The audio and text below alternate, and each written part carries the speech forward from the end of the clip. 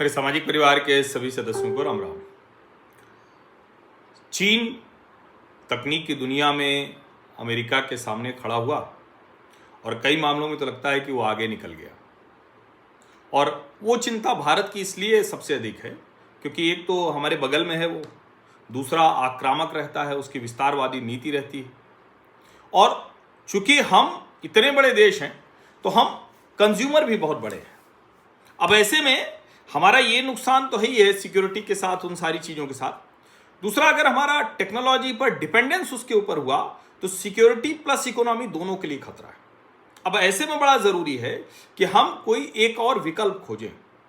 अब चीन के साथ जिस तरह के हमारे रिश्ते हैं उसमें कुछ भी कभी तय नहीं रहता, हमेशा एक असहजता बनी रहती है, हमेशा एक ऐसी स्थिति बनी रहती है कि लगता है कि ये गड़बड़ हो जाएगा, क्या ये गड़बड़ हो जाएगा, वो सारी चीज़ें लगी रहती हैं।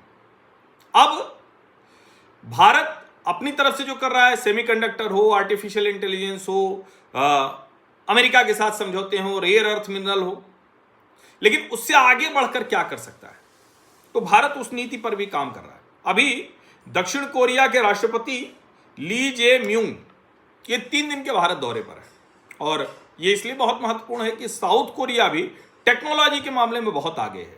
आप मतलब ध्यान में होगा कि दो ही जो कहें कि फ़ोन जब एडवांस में आते हैं तो एप्पल है, सैमसंग आता है। सैमसंग दक्षिण कोरिया का ही है, हुंडई दक्षिण कोरिया की ही है। तो कार से लेकर मोबाइल तक वो बहुत एडवांस है। अभी ली जे म्यूंग ये राष्ट्रपति बनने के बाद उनकी पहली भारत यात्रा है। उनके साथ बड़ा प्रतिनिधिमंडल आया है, मंत्री हैं, उनके वरिष्ठ अधिकारी हैं, बिजनेस लीडर हैं, ये सब आए हुए हैं। और मूल मकसद क्या है? मूल मकसद वही है जो आमतौर पर इस तरह के दौरों का होता है कि दोनों देशों के बीच अच्छे संबंध हो, यानी भारत और कोरिया के बीच में जो स्पेशल स्ट्रेटेजिक पार्टनरशिप है उसे करना।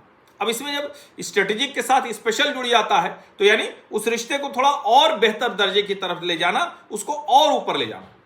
यानी दक्षिण कोरिया और भारत एक दूसरे के टॉप स्ट्रेटेजिक पार्टनर बनेंगे, बड़े रणनीतिक साझेदार बनेंगे।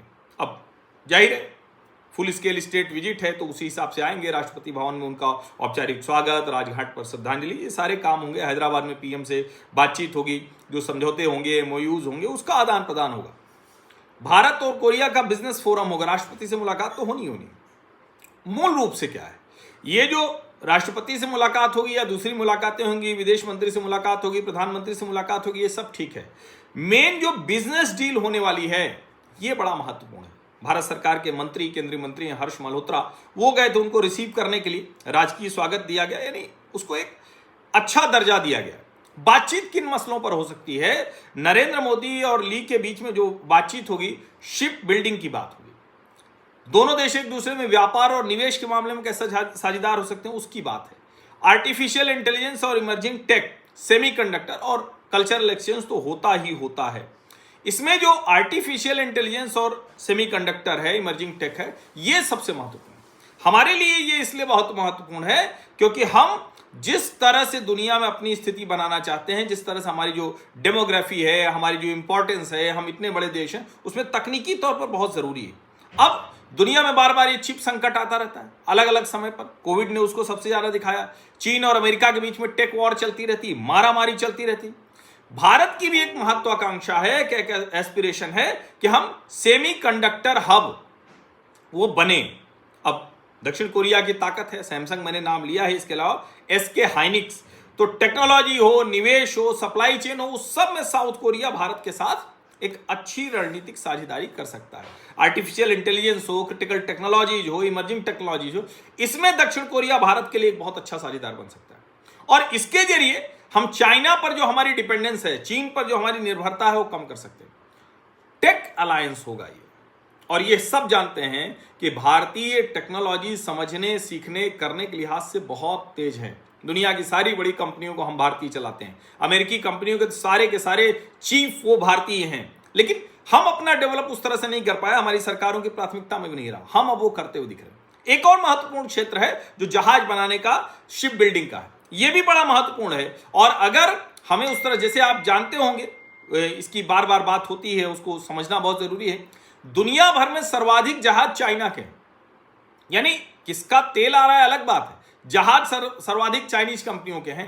अब हम भी उस क्षेत्र में जाना चाहें, क्योंकि उसके बिना आप जो समुद्री शक्ति है वो नहीं बन सकते हैं। मेक इन इंडिया वो आगे नहीं बढ़ सकता। इसीलिए नौसेना के लिए, व्यापारिक जहाज बनाने के लिए, समुद्री सुरक्षा के लिए, ये सीधे सीधे हिंद महासागर की सुरक्षा रणनीति से जुड़ा हुआ, उसमें कोरिया के साथ मिलकर हम आगे बढ़ेंगे।